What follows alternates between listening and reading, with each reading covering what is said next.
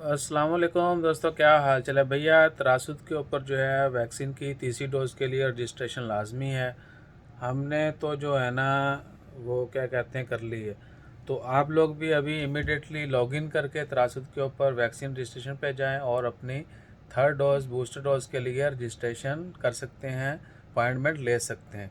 मस्कत में रहने वाले जो हैं ओल्ड एयरपोर्ट जो है वो सिलेक्ट करेंगे क्योंकि वहाँ पर लगाई जा रही है। और जो डेट्स अवेलेबल अभी आ रही हैं वो 8 और 9 फरवरी हैं। 8 और 9 फरवरी को ट्यूसडे वेडनेसडे को जो है ना अवेलेबल हैं स्लॉट। थर्सडे की जो है वो ऑलरेडी बुक हो चुकी हैं।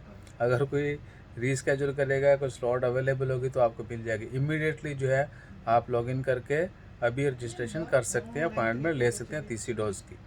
तो आपको जो फ्री लगेगी, लेकिन वहाँ पे लाइन वाइन में लगना और वो पेशेंस जो है वो आपने रखना है, क्योंकि जिस दिन आप जाएंगे जिनकी अपॉइंटमेंट हुई होगी सिर्फ उन्हीं को वहाँ पे एंटरटेन किया जाएगा और वही फाइज़र की जो है वो बूस्टर डोज लगवा सकेंगे। बाकी अपना ख्याल रखिए और जल्दी कीजिए। जज़ाकल्लाह, अल्लाह हाफिज़।